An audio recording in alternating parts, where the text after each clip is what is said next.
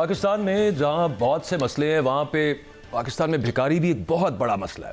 آپ چھوٹا سا ٹریول کسی بڑے شہر میں, چھوٹے شہروں میں بھی ہوگا لیکن لاہور شہر کی, کراچی, اسلام آباد کی آپ بات کریں, کوئی ایسا آپ کو ٹریفک سگنل نہیں مل سکتا, کوئی ایسی نکڑ آپ کو نہیں نظر آئے گی جہاں پر آپ اگر رکیں اور آپ کو وہاں پر بھکاری نہ پڑ جائیں. اور تو اور یہ صرف پاکستان میں نہیں, پاکستانی بھکاری انٹرنیشنل بھکاری بن چکے ہیں اور انہوں نے پوری دنیا میں جا کے لوگوں کی زندگی اجیرن کرنا شروع کی ہوئی ہے. اور دوسرے ملکوں نے شکایتیں لگانا شروع کر دی ہیں پاکستان کو, یار پلیز ان کو روکیں, یہ بھکاری یہاں پہ نہ بھیجا کریں. اچھا, اس کے علاوہ پاکستان میں جو چائلڈ بیگرز ہیں, جو چھوٹے بچوں سے بھیک منگوائی جاتی ہے, باقاعدہ ایک مافیا, پولیس اور باقی social welfare department, child protection bureau اسے کنٹرول کرنے میں مکمل طور پر ناکام ہے. بہت دفعہ اس پر حکومتیں کیمپین سٹارٹ کر چکی ہیں, عدالتیں آرڈر دے چکی ہیں, لیکن معاملہ کچھ بنا نہیں اس پر آج تک. خیر, ہم نے اس ایشو کو ڈسکس کیا تھا اسی پروگرام میں اور لاہور ہائی کورٹ نے اس پر ایک آرڈر جاری کیا ہے. جو پٹیشن کی وہ رانا سکندر صاحب نے کی, سینئر ایڈوکیٹ ہیں, ہمارے ساتھ آج پروگرام میں موجود ہیں. Thank you very much Rana صاحب آپ کے وقت کا. جی بہت ایک تو یہ بتائیے گا کہ عدالت نے آرڈر کر دیا ہے, میرا صرف ذہن میں یہ سوال آتا ہے کہ پہلے بھی اس طرح کی سکسیسو گورنمنٹس کے دوران مختلف کورٹس نے یہ آرڈرز کیے, یہاں پہ 2-3 مسائل آ جاتے ہیں. سب سے بڑا مسئلہ تو مجھے لگتا ہے ایک انفورسمنٹ, جو آپ نے بھی استدعا کی ہے اپنی پٹیشن میں, اور اس کے علاوہ ریسورسز ہی نہیں ہیں ہمارے پاس کہ ہم ان کو ریہیبلیٹیٹ کر سکیں. دیکھیں, اس میں 2-3 چیزیں ہیں. ریسورسز پرووائڈ کرنا گورنمنٹ کی ذمہ داری ہے. جو ایکٹ ہے, آرڈیننس ہے, جو لاز ہیں, پریویلنگ لاز ہیں, ان میں گورنمنٹ کی ذمہ داری ہے کہ گورنمنٹ انہیں جو سیکیور کرے, ایسے جو انسٹیٹیوشنز ڈیولپ کرے جہاں پر یہ جو بیگرز ہیں, جب انہیں پولیس اریسٹ کرے اس کے بعد انہیں ان ریہیبلیٹیشن سینٹرز میں بھیجا جائے جہاں پر یہ ایک بہتر سٹیزن بن کر پاکستان کے جو ہیں باہر آ سکیں.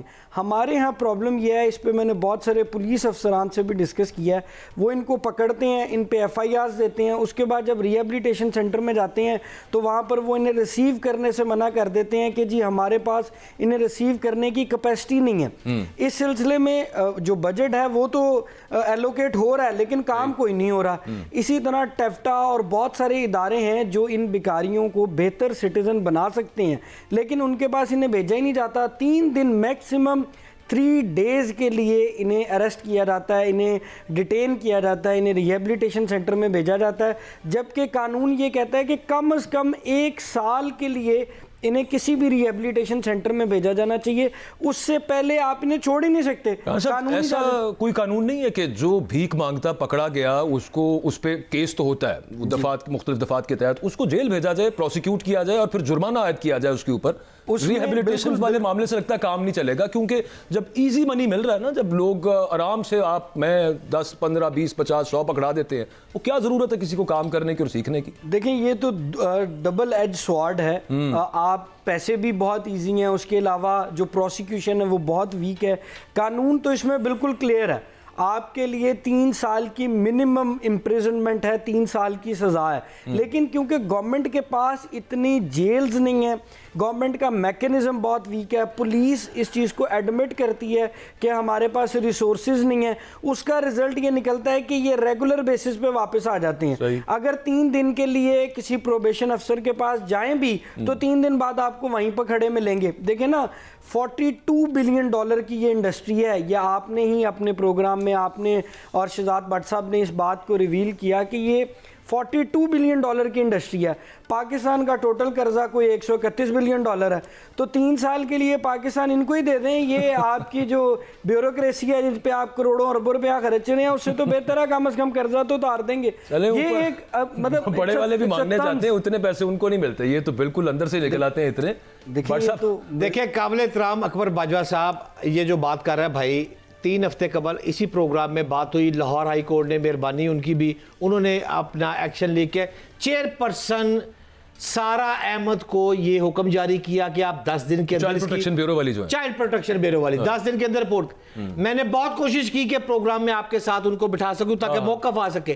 انہوں نے کہا جی میں بیرون ملک جا رہی ہوں. اب سوال یہ ہے کہ ایک طرف ہائی کورٹ حکم دے رہا ہے, دوسری طرف یہاں کے جو وڈیرے ہیں وہ بیرون ملک جا رہے ہیں یہاں پہ. اچھا, لطف کی بات یہ ہے کہ پہلے تو ہوتا تھا سیاستدانوں کا نام ECL میں ڈالا جاتا تھا, ایگزٹ کنٹرول لسٹ. اب وزیر داخلہ محسن نقوی نے 4300 ایسے افراد ہیں جن کا ECL میں نام ڈال دیا اور وہ بیکاری ہیں. वो चूंकि बाहर पकड़े गए थे भीख मांगते हुए, उनको यहाँ पे भेजा, उन्होंने कहा दोबारा ना जान, तो उसका उनका नाम डाल दिया। लेकिन कई ऐसे होंगे ना भट्ट साहब नहीं सर, जो अभी भी निकल जाएंगे बीच में। इसमें जो आपके सऊदी अरब में भीख मांगने जाते हैं वो मोस्टली जो ये एजेंट होते हैं जो वीज़ा लगवाते हैं उनके साथ ये कोलैबोरेशन में होते हैं। ये जो भीख मांग के वहाँ से आते हैं ये डिवाइड होती है। इस पे मुल्तान में जो कुछ ख़ानदान पकड़े गए जिनका बाकायदा प्रोफेशन ही ये था कि वो सऊदी अरब जाते थे और वहाँ से वो ये सारे पैसे इकट्ठे करते थे। जो एजेंट लगवाता है, जो वीज़ा अफसर है, ये सारा पैसा उनमें डिवाइड हो रहा है। जब इतने बड़े लेवल पे ये नेटवर्क डेवलप हो गया हुआ है तो गवर्नमेंट इस लिहाज से गवर्नमेंट के इदारे फेल हो रहे हैं कि इसको कैसे टैकल किया जाए। अब जो बच्चे भीख मांग रहे हैं उनसे जितने जराइम लाहौर में, पंजाब में, पाकिस्तान में होते हैं वो उनसे कराए जाते हैं। किस किस्म के? ड्रग्स सबसे बड़ी बात यह है कि क्योंकि वो ये इशारों पे ड्रग्स भी बेचते हैं, सब कुछ होता है। आप यहाँ पे वादत रोड वाले इशारे पे चले जाएं जहाँ बहुत से तालीमी इदारे हैं, आप बेबहा वीडियोस कुछ दोस्त जर्नलिस्ट ने बनाई हुई हैं जिसमें वहाँ पे ही वो भीख देखें 12 घंटे। अभी तो मौसम सर्दी का ना, जब गर्मी का मौसम आता है तो तपती धूप में खड़े होकर भीख मांगना आम काम नहीं है। उसमें खड़े ही हो ना, बहुत मुश्किल काम है। इंसान की जिस्म जो है, बॉडी जो है, वो इस चीज़ की इजाज़त नहीं देती कि आप धूप में इतनी देर खड़े रहें। वो अगर ड्रग्स यूज ना करें, ये बात किसी को साबित करने की जरूरत नहीं, ये एक नेचुरल बात है। जो बच्चे हैं या जो भिखारी हैं, आप ये कह रहे हैं कि एक तो ये खुद अंडर इन्फ्लुएंस ऑफ ड्रग्स होते हैं। जी बिल्कुल, मनुष्यात की, हाँ ठीक। अच्छा, ये सर ओपन सीक्रेट है, इट्स नॉट अबाउट कि ये मैं कह रहा हूँ। मैं तो बच्चों पे हैरान हो रहा हूँ। उसके बगैर पॉसिबल नहीं है ना, आप इतनी देर धूप में किस तरह खड़े रहेंगे। तो वो जब ये सारा जो बिजनेस इसमें इस तरह के केसेस को पुलिस ने पकड़े हैं? जी पुलिस पकड़ती है, लेकिन पुलिस के बाद मैंने आपको बताया ना, मैंने 2-3 पुलिस अफसर से डिस्कस किया जो कचहरी आते हैं या हमारा उनसे इंटरेक्शन रहता ही है। तो उनका ये कहना है कि हम इनको पकड़ते हैं, हमारे पास रायवंड में एक वेलफेयर होम है, उसके अंदर हम इनको भेजते हैं, वो 3 दिन में छोड़ देते हैं। ये एक मतलब अलग बहस है, लेकिन पुलिस के पास क्योंकि कोई एविडेंस नहीं होता, पुलिस क्या कर सकती है? देखिए, एक मोटरसाइकिल वाला अपनी बहन को लेकर इशारे पे खड़ा हो गया, उधर से आ गया ख्वाजा सरा, उसने आके सर पे प्यार देना शुरू कर दिया, मेरी बच्ची पैसे दे। उधर से आ गया गाड़ियां वाला, उसने शीशा साफ करना शुरू कर दिया। ट्रैफिक पुलिस वाला है, मैंने उसको कहा भाई इसको पकड़ो, ये क्या कर रहे हैं? उन्हें क्या सब अच्छा है। मैं तो भट्ट साहब इशारे पे खड़ा हुआ था, ये कुछ अरसे से ये हुआ है। एक ख्वाजा सरा आया, मैंने शीशा ऊपर कर लिया, मैं कहा ब्लेड ना मार दे कहीं पे।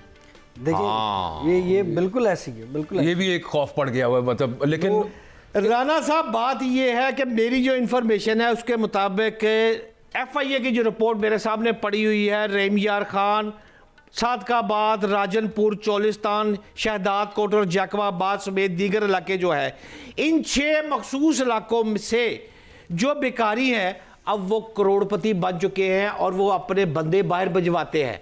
सवाल आपसे ये पूछना चाहता हूं कि एक FIA है, पुलिस है, कौन कौन सी बंदे हैं जो इनको ग्रिप कर सकते हैं और वो अपना काम पूरा नहीं कर रहे और क्यों नहीं कर रहे? ये सर FIA के पास इख्तियार है, पुलिस के पास इख्तियार है, होम डिपार्टमेंट के पास इख्तियार है और जो लोकल गवर्नमेंट है उसके पास भी इख्तियार है। प्रॉब्लम ये है कि ये नेटवर्क जब बहुत छोटे, क्योंकि ये सब लोग इन्वॉल्व है ना, बगैर इन्वॉल्वमेंट के ये काम पॉसिबल नहीं है। अब जब आपको इंटरनेशनल लेवल पर प्रेशर आना शुरू हुआ तो आप एक्शन में आ गए, आपने 1 ही घंटे में बंदे भी आइडेंटिफाई कर लिए, बंदे पकड़ भी लिए। इसका मतलब ये है कि कहीं ना कहीं आपको इस बात की खबर थी कि ये काम कौन कौन कर रहा है। अगर गवर्नमेंट के ये डिपार्टमेंट्स ये चाहें कि हम इसको कंट्रोल करना चाहते हैं तो ये आधे घंटे का काम है, ये कंट्रोल हो सकता है। जब तक कोतवाल की अंडरस्टैंडिंग नहीं होती, इलाके में चोरी नहीं होती, जब तक कोतवाल को इस बात का नहीं पता होता है कि इस मुल्क से क्या जा रहा है, क्या आ रहा है, तो ये बात मुमकिन। अब भी तो उन्हीं लोगों ने पकड़ा है, कोई बाहर से फोर्स ने आके तो इन लोगों को अरेस्ट नहीं किया, क्रैकडाउन नहीं किया।